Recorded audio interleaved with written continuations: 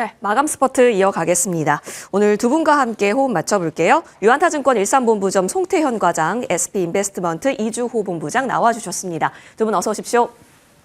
예, 반갑습니다.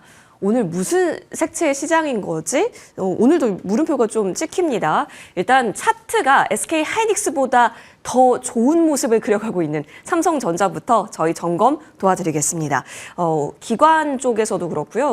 외국계 쪽에서도 그렇고 오후 들어서 좀 삼성전자나 SK 하이닉스 쪽으로 수급이 좀 잡히는 게 최근 공통된 수급 특징이기도 합니다. 오늘 선물은 외국인이 왔다 갔다 하고 있는 플레이 나오고 있는데요. 그 가운데 삼성전자가 결국에는 전고까지 전진을 시켰다라는 겁니다. 송태현 과장님께 여쭐게요. 그 디램 점유율 4분기에는 1위 할 수도 있다라는 이야기가 있습니다. 우리가 그동안 HBM에 너무 많이 시선을 뺏겼던 것도 맞는데 범용 디램 쪽에서 수요가 급증하다 보니까 원래 맛집 삼성전자의 저력이 확인되면서 3분기에 어느 정도 격차를 좁혔거든요. 하이닉스랑. 근데 4분기에는 다시 뛰어넘을 수 있다라는 얘기가 나오고 있습니다. 그래서 하이닉스보다 삼성전자가 늘 좋은 자리입니다라고 저희랑 얘기를 많이 나눠줬었는데 이제 그렇다면 목표는 전고 돌파까지도 열어놓고 볼 수 있는 자리라고 보세요? 가능성은 좀 높다라고 생각을 하고 있어요. 삼성전자에 대한 부분을 보게 됐을 때는 결국은 전자는 실적에 대해서 하이닉스 대비 보다 더 상방으로 열 수 있는 범위가 많다라는 것이 가장 큰 장점이 될 수 있다라고 생각을 해요. 물론 그렇다고 해서 전자가 가는데 하이닉스가 계속 이 이격도가 벌어진다? 이러기는 좀 쉽지는 않을 것 같고요. 그런 부분이 오늘 오후 시장에서 하이닉스가 갑자기 깨달음을 얻어서 사는지는 모르겠지만 그래도 이렇게 다시 한 번 더 상승폭이 커지는 걸 봤을 때에는 과도한 이격도가 벌어졌을 때에는 하이닉스가 다시 한 번 더 따라가는 모습은 보일 가능성이 있다. 하지만 삼성전자 역시나 전 고점을 돌파할 가능성은 상당히 높아 보인다라는 것이 지금의 움직임이다라고 보시면 될 것 같습니다. 삼성전자가 연간 기준으로 봤을 때에는 사실 60조를 넘어섰던 적이 없었어요. 그런데 그러한 부분을 결국은 내년도 실적에서 60조를 돌파할 수 있는 부분이 생길 것이다 라고 이제 천장을 열 수 있는 부분을 다시 한번 만들고 있다라고 보시면 될 것 같고요. 그 이전에도 말씀을 드렸던 것이 하이닉스 같은 경우에 2026년도에 실적에 대한 추정치 자체가 80조 내외 그리고 맥스로 올라가서 한 90조 정도로 바라보고 있는데 삼성전자 같은 경우에는 지금 하단은 계속적으로 올라가고 있는 것 같아요. 한 60조 정도를 생각을 하고 있는 것 같고 상단 같은 경우에는 크게 봤을 때 115조 정도까지도 보고 있거든요. 그런 말인즉슨 결국은 나머지 레거시라든지 기타의 다른 이런 디램에 관련된 점유율 이런 가정들 속에서 삼성전자가 유리하게 이러한 부분이 펼쳐지게 됐을 때에는 하이닉스보다도 역시나 더 벌 수 있다는 것을 다시 한 번 더 보여주는 것이 아닌가라고 생각을 하고 있습니다. 그래서 전자와 하이닉스가 계속적으로 이러한 이제 움직임들은 나올 가능성은 있다라고 생각을 하고요. 다만 이제 삼성전자 그리고 SK 하이닉스 물론 오늘 여기에 집중이 되게 되면서 반도체 소부장은 다소 조금은 아쉬운 모습이 나오고는 있는데 저는 이런 구간 속에서 반도체 소부장 관련돼서 조금은 구획을 확실히 전했으면 좋을 것 같아요. 만약 하이닉스가 조금 더 세질 때에는 하이닉스랑 관련돼서 이제 반도체 소부장의 벤더들은 누구인 것인가? 누구를 선택할 것인가? 이 부분에 있어서 저는 VM을 조금 더 선택을 하시는 게 좋지 않을까라고 생각을 하고 있고요. 반대로 삼성전자가 강해졌을 때는 누구를 선택할 것인가? 라는 부분에서 생각했을 때는 저는 이오테크닉스가 좋은 대안이 될 수 있다라고 생각을 하고 있어요. 그래서 이러한 부분을 조금 더 활용을 하신다면 충분히 조금 더 나은 이 수익률로 이어질 가능성이 상당히 높다라고 보시면 될 것 같고 이 관련돼서 네 종목을 통해서 페어 트레이딩을 조금 더 해보신다면 충분히 더욱더 좋은 수익률로 연결을 지을 수 있다라고 말씀드리도록 하겠습니다. 네. 거의 이웃 사촌이라고 할 수 있는 종목군들 같이 깔아놓고 네 종목을 보면서 삼전의 힘이 강해졌을 때와 SK 하이닉스의 힘이 강해졌을 때 같이 살펴보시는 종목군 언급 도와주셨습니다. 물론 이제 삼성전자가 좀 가고 있는 힘을 느끼고 있지만 여기서는 다 같이 일단 네 종목을 깔아두고 봐야 하는 의미에서의 관망이라고 그러면 정리가 될까요? 조금 더 예. 수익률적인 측면에서 오퍼펌이 나올 수 있는 쪽이 결국은 저는 소부장이라고 생각을 하고 소부장. 있어서 예. 그쪽에 대한 코멘트를 조금 더 드리고 싶어서 이렇게 지금 의견을 제시를 했다라고 보시면 될 것 같고요. 사실 코스닥 활성화 정책과 지금 그 사이 모호하게 지금 이제 종목들이 흘러가고 있거든요. 수익률들이 엎치락뒤치락 하고 있는데 저는 코스닥 활성화 정책이 나오는 시기가 가까워지면 가까워지게 될수록 이런 소부장 관련된 종목군들이 더욱더 강해질 수 있을 테니까 그쪽에 대한 베팅력을 요즘은 조금 더 가져보시는 게 좋지 않을까 이렇게 생각을 하고 있습니다. 알겠습니다. 삼성전자 차트를 보면 지금 승리의 V를 그리고 있습니다. 전고까지 얼마 안 남은 상황이에요. 다시 뺏겼던 디램 주도권을 확보할 수 있다라는 크나큰 기대감과 함께 주가도 어느 정도 이제 11만 원 추격 움직임까지 올려놓은 겁니다. 이조 본부장님께 바로 여쭐게요.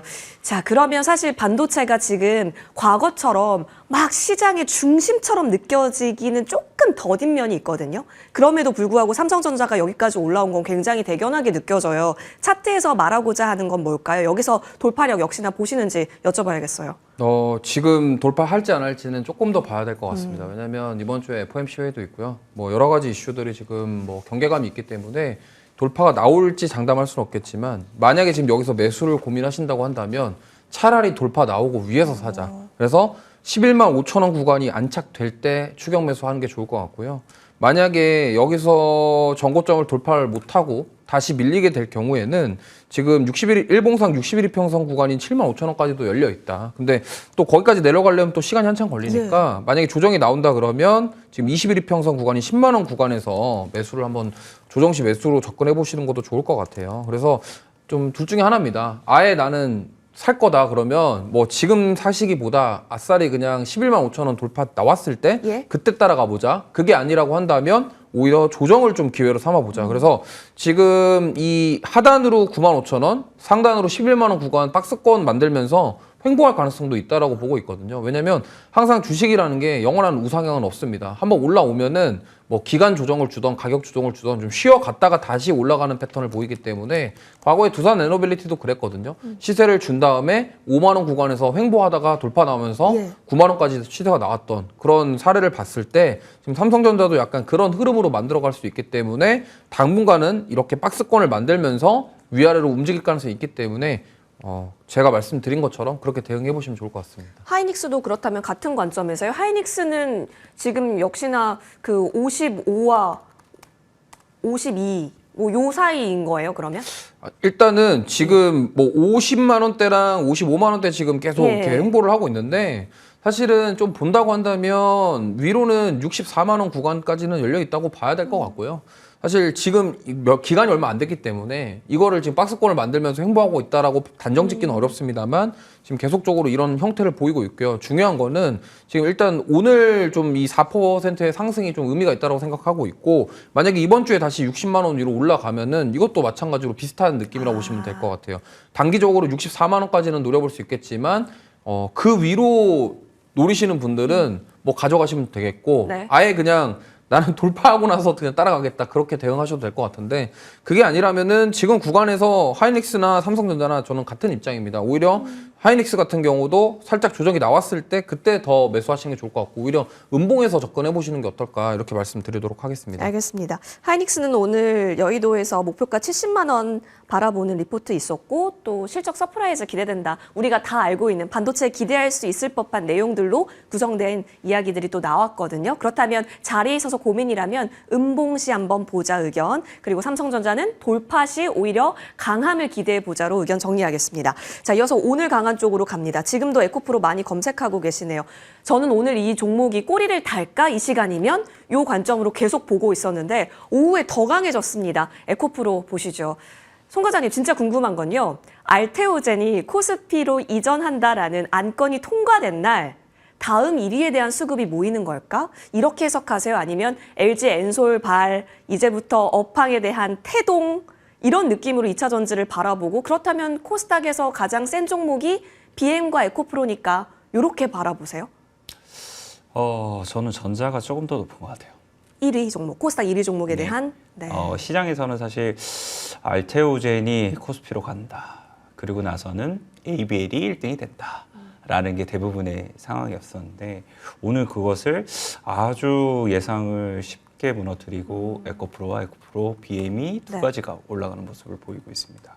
물론 말씀을 하신 것처럼 뭐 벤츠와의 LG 에너지솔루션 예. 관련된 부분이라든지 이런 부분은 나왔는데 사실 벤츠 관련돼서 수주에 대한 내용을 보게 됐을 때는 에코프로와 얼마만큼이나 관계가 있을지에 대한 부분은 사실 잘 모르겠어요. 뭐 삼성향이 주 고객사이고 그리고 얘네가 하는 것 자체가 LFP보다는 그보다 위에 이 삼원계 쪽에 더욱더 많이 하고 있었기 때문에 그런 부분을 생각을 해봤을 때에는 과연 이러한 이제 이슈로 인해서 에코프로가 움직이는 것이 맞겠는가? 라는 부분을 생각했을 때 결국은 수급적인 요인이 보다도 조금 더 강한 것이 아닌가라고 귀결을 조금 더 내보는 게 합리적이다라고 생각을 하고 있습니다. 특히나 보게 되면 결국은 LG 에너지솔루션 그리고 배터리에서는 삼성 SDI, 뭐 SK 이노베이션 정도로 볼 수 있을 텐데 결국 여기서 움직이는 것은 LG 에너지솔루션 외에는 사실 그렇게 크게 움직이지 않다는 것은 이러한 부분에서도 업황이 돌고 있는 것보다는 수급적인 요인이 더 강하다는 것을 말씀을 드릴 수 있을 것 같고요.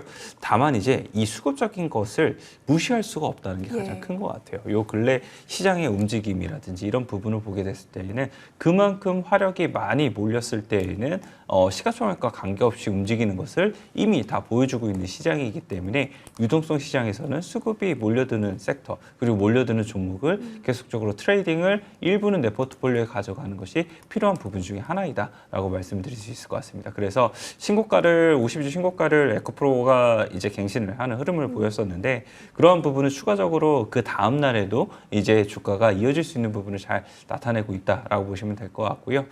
사실상 이러한 부분에서 어떤 종목을 선택을 하느냐 여기에 이제 고민이 많이 되실 수가 예. 있을 텐데 저는 그냥 가장 강한 종목을 하시는 게 맞다고 생각을 해요. 에코프로를 보면서 내가 뭐 나노 신소재를 고른다거나 뭐 그 외에 뭐 코스모 신소재를 고른다거나 물론 이러한 부분이 추가적으로 많이 사용하는 방법이기는 한데 그런 것보다는 그냥 에코프로를 가지면서 트레이딩 관점에서 계속 접근을 하시는 게 보다 더 맞아 보인다라고 말씀드릴 수 있을 것 같고요.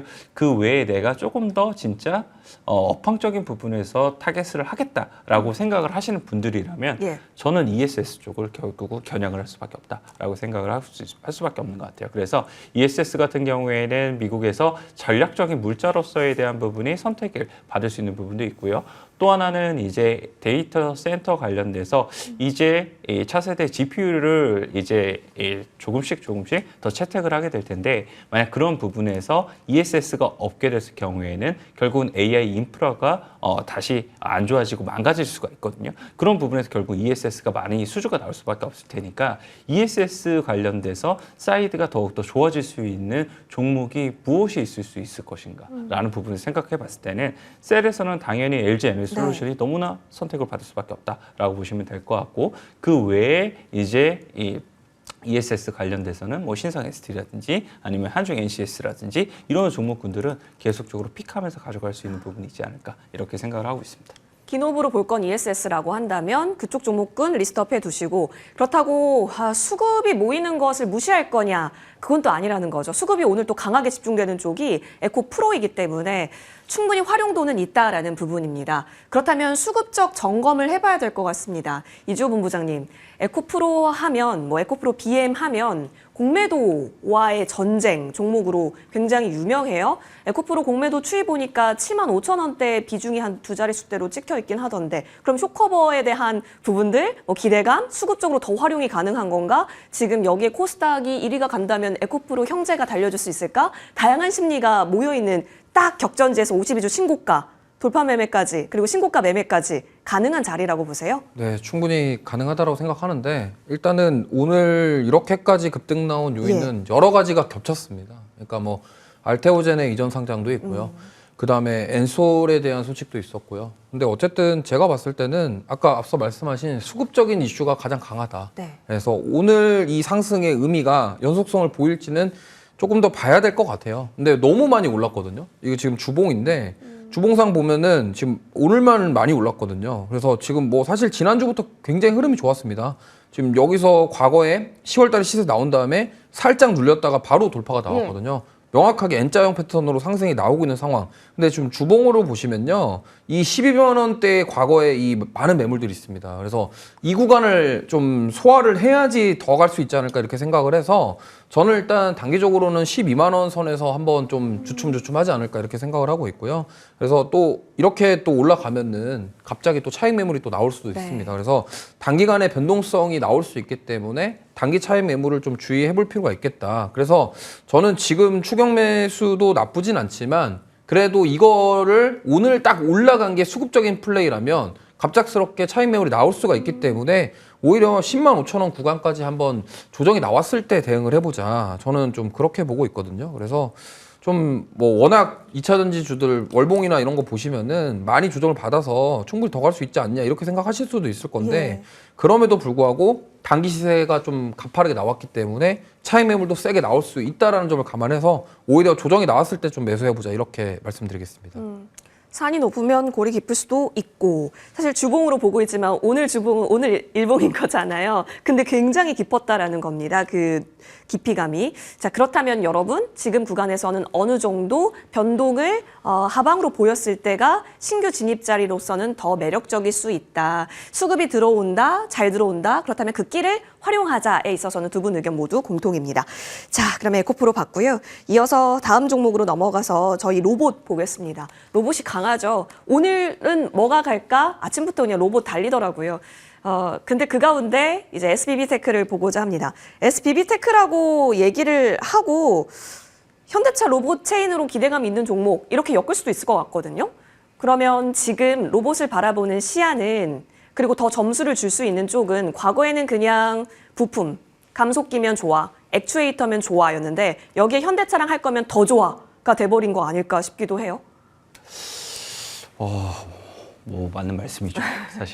사실 로봇에서 안 올라간 종목을 찾기가 어려운 네. 것 같아요. 뭐 그만큼 로봇 섹터가 계속적으로 반등이 나오고 있고 그 안에서 투자의 아이디어를 어떻게 하면 더 활용을 할 수 있을 것인지 이 부분에 많이 포커스가 맞춰지고 있는 것 중에 하나가 부품 쪽에 대한 부분도 다시 많이 이야기가 나오고 있습니다. 아까 말씀을 드린 것처럼 전략물자와 관련돼서 결국은 로봇에 대한 부분도 들어가게 될 거고요. 로봇 안에서도 보게 되면 액추에이터라든지 아니면 감속기 관련돼서 뭐 계속적으로 이야기가 나오고 있으니까 그런 부분이 결국은 뭐 한국 관련돼서 더욱더 업체들이 많은 수혜를 볼 수가 있다라고 이야기가 나오면서 예전에 조금 덜 움직였었던 종목군들이 다시 한 번 더 반등이 좀 많이 나오고 있다라고 보시면 될 것 같습니다. 그래서 이러한 부분들은 결국은 로봇 섹터 안에서에 대한 순환매가 사실 예측하기는 많이 어렵다라고 생각을 하고 있어요.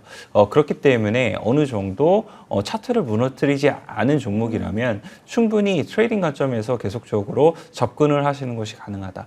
즉 이거 자체가 어떻기 때문에 꼭 이렇게 움직일 거야 라고 생각을 하시기보다는 대응의 영역으로서 계속적으로 이것을 트레이딩을 하시는 게 더욱더 맞다라고 저는 생각을 하고 있어요. 하지만 그 중심이 되고 있는 종목군들이 사실상 무너지지 않는다는 것이 전제가 돼야 될 텐데 말씀을 하신 것처럼 일단은 요즘 현대차 관련돼서는 뭐 현대오토에버라든지 아니면은 사면이라든지 뭐 이런 기업군들이 어떻게 계속적으로 움직임이 나오고 있는가 이런 부분 체크를 해야 될 것 같고요. 그리고 이제 로봇 관련돼서 물론 요즘 조금 움직임이 덜하기는 하는데 로보티즈 같은 경우에도 과연 계속적으로 상승세를 유지를 하고 있는가.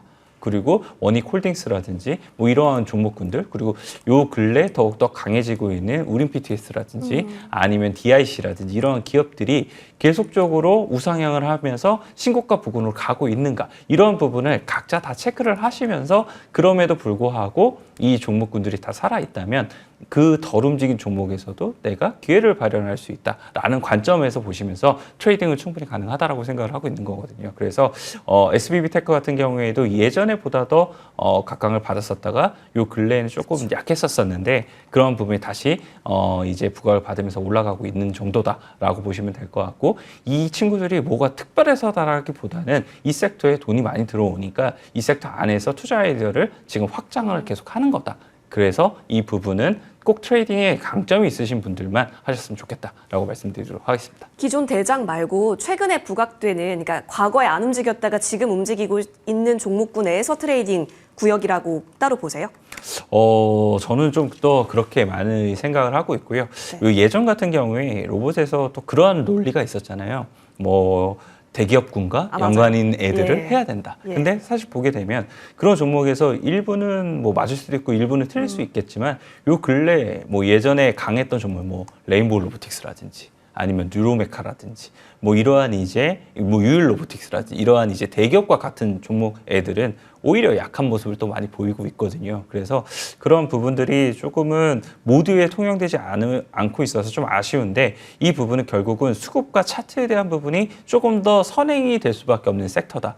내용 자체가 사실상 모멘텀으로 움직이는 섹터이기 때문에 이 안에서의 선별적인 것들은 결국은 이 뉴스 보도와 함께 엮을 수 있을 만한 것들이 얼마나 더 있는가 없는가 이 정도의 차이라고 저는 생각을 하고 있거든요. 그래서 그런 부분에 조금 더 포커스를 하시면서 접근을 하는 게 필요하지 않을까 이렇게 생각을 하고 있습니다. 네. 오늘 또 사실 뉴스 있었던 거는 그 TSMC 향으로 그 반도체 장비용 베어링 공급하는 건 뉴스도 또 부각이 되기도 했는데 시장에서 바라보는 SBB테크 로봇에 대한 역할론이 좀 크죠.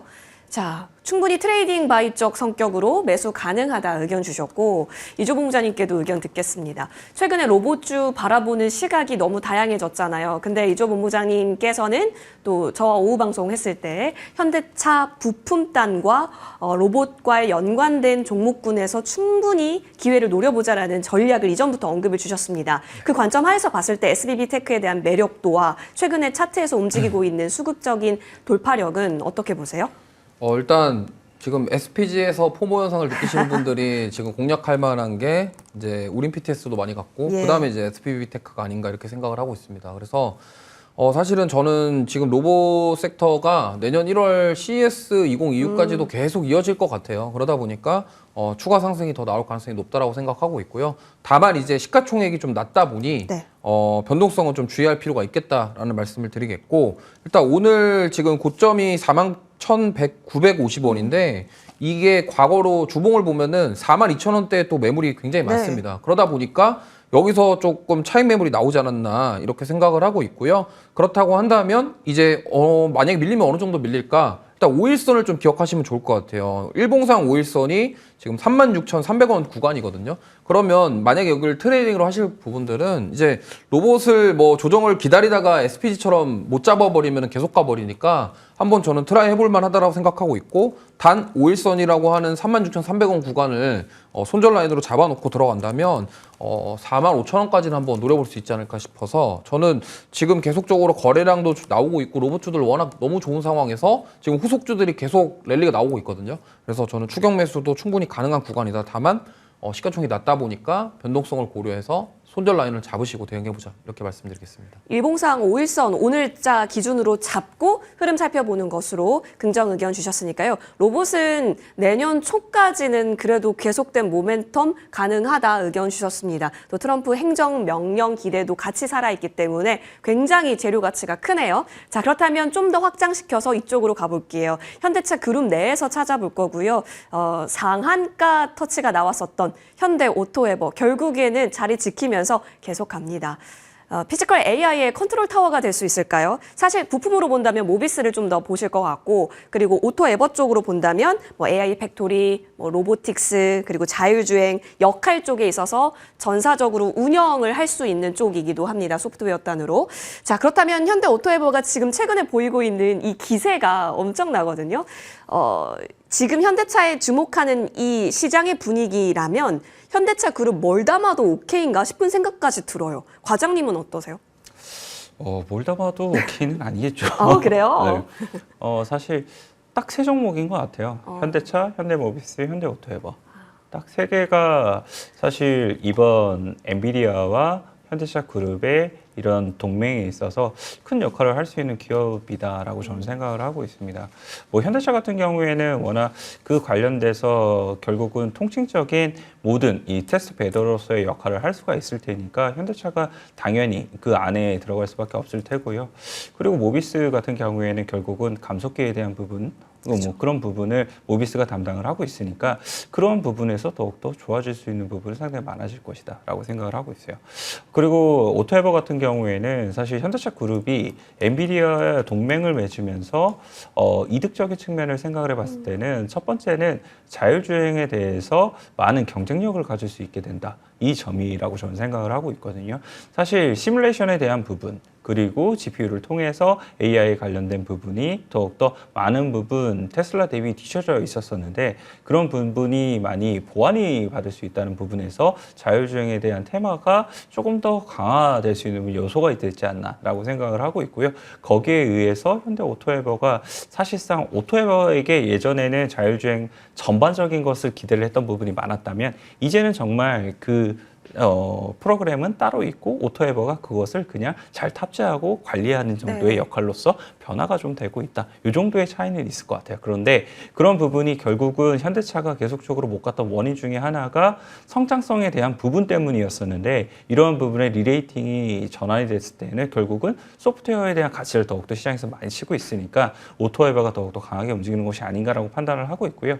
그에 따라서는 저는 자율주행 관련된 종목군들이 조금 못 움직였는데 더 강해질 가능성이 조금 더 있어 보인다라고 생각을 하고 있습니다. 그래서 관련돼서 조금 더 확장을 해볼 필요는 생각을 하고 있다라고 보시면 될 것 같고 현대 오토에버가 어쨌거나 자동차 관련돼서 혹은 이제는 로봇 관련돼서 더욱더 많은 부분 중점적인 역할을 하는 종목으로서 거듭나고 있기 때문에 오토에버와 로봇을 사실 요 근래에는 많은 지렛대의 역할로서 봐야 되지 않을까 이 지표의 역할로서 봐야 되지 않을까라고 생각을 하고 있어서 오토에버가 계속적으로 움직임이 좋아지는 한에서는 로봇 관련된 종목군들도 계속 관심 있게 봐야 된다. 이렇게 말씀드릴 수 있을 것 같습니다.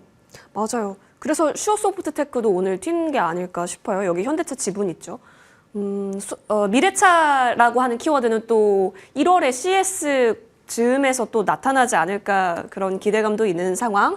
로봇에 더해서 이제 로봇에 바퀴 달리면 자율주행이다라는 기대감과 함께 충분히 생각해 볼 수 있다. 현대 오토에버 그렇다면 지금 자리에 대해서 한번 논해 봅시다. 이주 본부장님, 네. 긴 양봉, 짧은 음봉, 긴 양봉, 짧은 음봉. 이거 뭐예요?